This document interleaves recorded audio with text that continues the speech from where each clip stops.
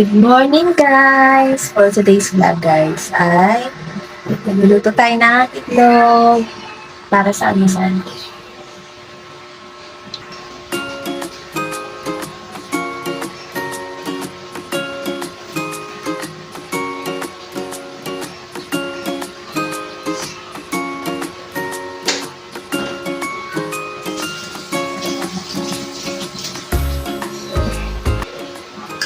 Mga bata naman guys, kahit na araw-araw yung itlog, okay lang sa kanila kasi favorite nga nila to eh. So, ako, pagka yung ayaw ko na ng itlog, bumibili ako ng minsan tuyo, minsan yung tawag dito, yung maliliit na isda na tuyo. Yung tawag dito, dilis pala yun. Bumibili ako, pero once lang naman. Minsan once a week, ganyan. Tanggal ng umay. Talaga itong bato. Gusto rin makasali sa vlog. Hi, say now. Hi. Hi. Nice to see you again, vlog. Ang tagal na natin walang vlog. O, sige na kayo magluluto na si Mami. Say bye-bye. Bye!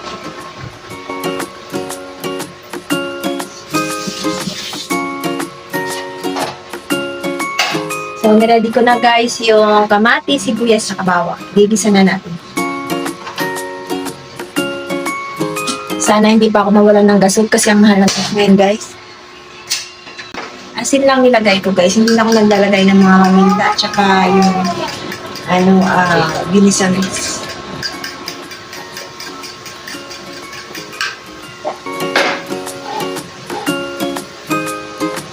For the luto, itlog, almusal.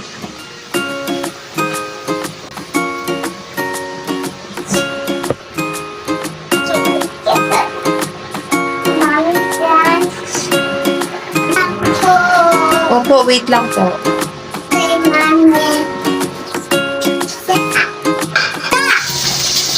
Yung exhaust fan namin guys, is sa CR. Taray!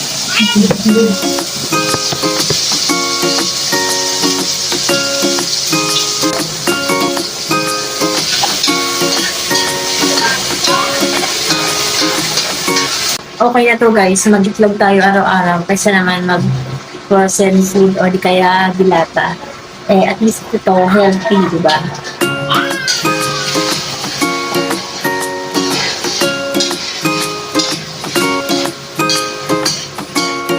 Pwedeng araw-araw longganisa, hotdog, ganyan. Pag may pasok naman, alternate. Yan, minsan hotdog. Tapos, after a week naman, saka kami mag-hotdog ulit. Pero kadalasan guys, itlog talaga. Minsan, nilaga, tapos minsan, ginisa.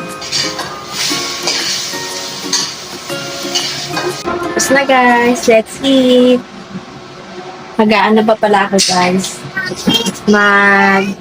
Sasangag ako kasi meron kaming natirang kanin kagabi. So, let's eat guys. Ulam namin. Rice with egg. Mami, Tapos meron akong kape dito guys. Mami, juice. Mamaya. Kumain ka muna. Kain tayo guys. Mami, salad. Sinangag with egg. Mami. Kain mo yan. Healthy yan para hindi ka sakitin. Diba? Into lang yan guys. Para kumain. Naniniwala ba kayo dun guys? Yung sabi nila yung hindi ka daw aasenso kapag yung kanin na luma, lalagay mo sa bagong kanin. Mami, Ryan. Ako kasi hindi ako naniniwala kasi Mami, Ryan. ano tawag dun? Yung hindi ako naniniwala sa swerte. Ryan. Ito may kausap ako. Ryan. Wait lang. Hindi ako naniniwala sa swerte kasi kahit anong gawin mo, kung hindi ka naman nag-iikawos, kumayod, walang mangyayari sa buhay mo. Kahit sabihin mo na, ay, swerte ito hindi swerte. Pagka naniniwala ka sa swerte, syempre, kailangan mong sabayan din ng kayod, hindi yung naniniwala ka lang sa swerte tapos nag-aantay ka lang, wala rin mangyayari sa'yo. Walang swerteng mangyayari sa buhay mo, diba guys? Kaya ako hindi ako naniniwala dun. Kung wala kang trabaho, tapos wala ka namang naantay na pera, hindi yun swerte, hindi talaga yung swerte. Yung swerte, nasa tao yan. Kung gusto mong umasenso sa buhay, kailangan mo syempre kumayod para magkaroon ka ng income. Yun ang swerte. Pero kung nag-aantay ka lang din naman sa walang swerte sa buhay. Nga, kain bubo, ganun.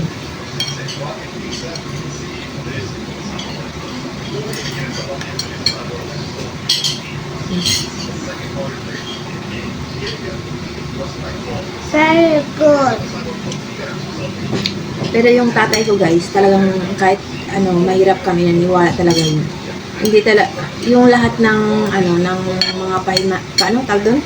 Pamahiin, pinaniniwalaan talaga niya. Ang mami Ang daming bawal nun. Pag, halimbawa, pag kumakain kayo, bawal ko magkwento about dun sa napanaginipan mo. Masama daw yun. Basta ang daming bawal. Pero sa generation natin, no? Sa generation namin ngayon, Yeah. kasi Yeah. ibang-iba na talaga kasi yung Yeah. yung compared mo sa dati. Iba-iba yung pinaniniwalaan. Parang hindi na sila naniniwala sa mga pamahiin. Ganun. Mamaya guys, ang ulam namin is munggo. Lunes ngayon pero magmumunggo ako kasi Mami, ayak. nung Friday hindi ako nakamunggo. Okay na naman yun, diba? Kahit na Monday, magmumunggo ako. Kasi kahapon tuyo yung ulam namin, tawag dito, adobo. So, parang pagka yung tuloy-tuloy, sunod-sunod yung namin, yung sunod-sunod yung tuyo yung ulam namin, kailangan ko magsabaw. Kasi parang hinahanap talaga ng ng panlasa ko yung may sabaw. Ganun. Tsaka yung mga bata din, kailangan din nila may sabaw. Hindi lagi tuyo yung ulam. Ganun. Mami. Mami, Sarap ba? Apa.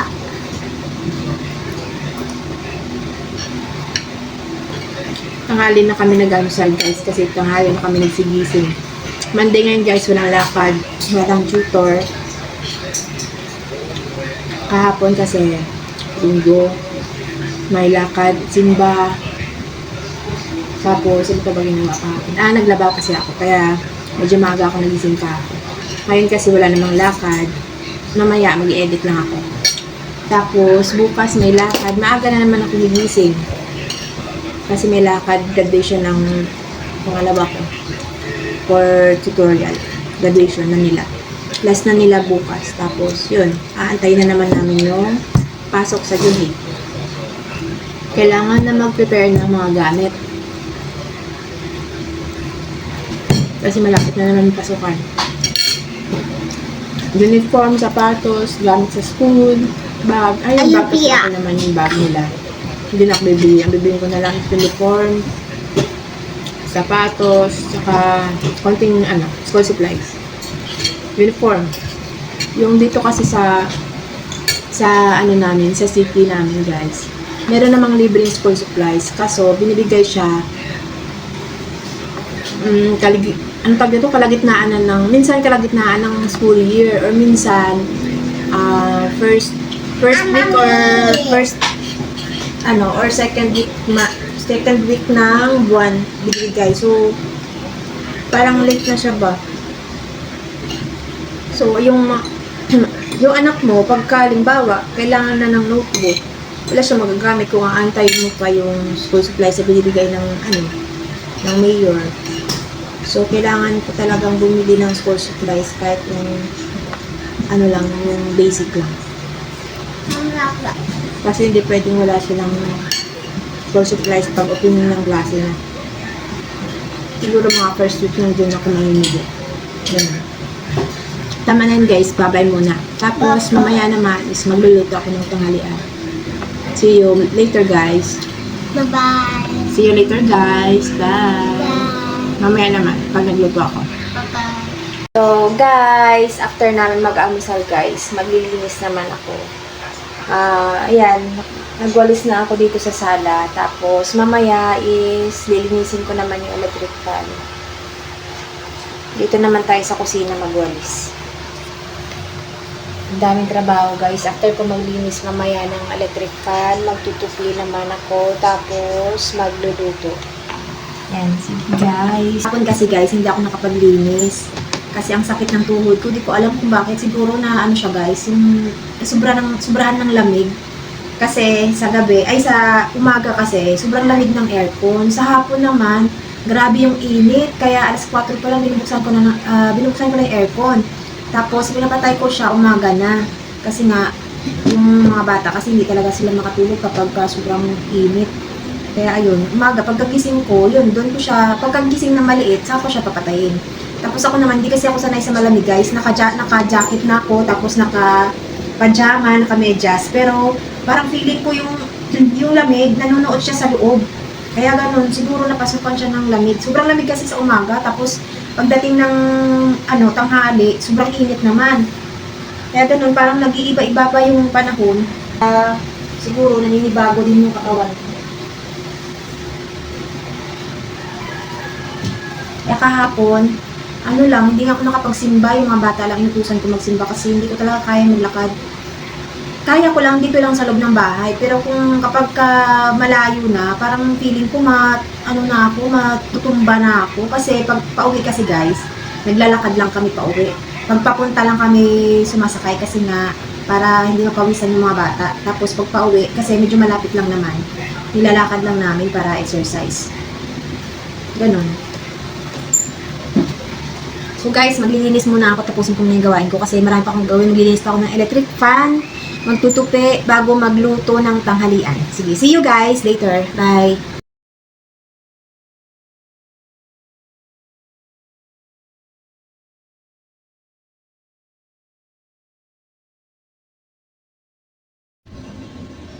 Tapos na tayo maglinis ng electric fan guys. Ito ay kakabit ko na siya.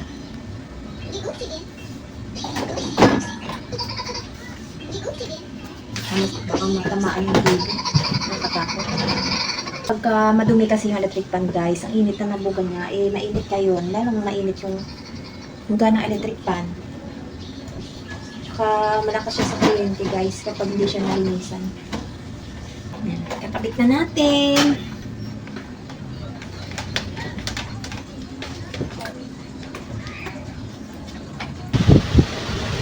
Okay na guys, malakas siya guys kahit na number 1 lang siya. O, diba? Hindi na siya mainit. Hindi na mainit yung bugay. So, ngayon guys, ako ay magluluto na. Mamaya na ako magtupi guys kasi naman may hapon na lang ako magtupi. Ngayon parang tabingin ko. Hello guys, welcome back. Mag-prepare na ako guys ng mga sahog para sa sa munggo. So guys, sa luyot, alam nyo ba ang benefits nito guys? Ang benefits nito. I-search nyo sa Google. Ang ginagawa ko dito guys, ito, yung dahon, pinapakuluan ko siya. Wait lang na. Pinapakuluan ko siya. Tapos, yung dahon, nilalagay ko siya sa, sinasaw ko siya sa munggo. Tapos, yung sabaw niya, ililipat ko siya sa Tupperware or sa baso. Saka ko siya ilalagay sa ref. Tapos, nakukonsume ko siya na 1 week. 1 week ko siya nakukonsume. O, hindi minsan, hindi siya aabot ng 1 week. Parang mga 4 days, gano'n. Tapos, din siya, pampababa din ata to siya ng sugar. Parang gano'n. Parang katulad din sa okra. Yung okra talaga effective yan, guys. Kasi subok na siya, yung asawa kasi ng kapatid ko. May siya, diabetes.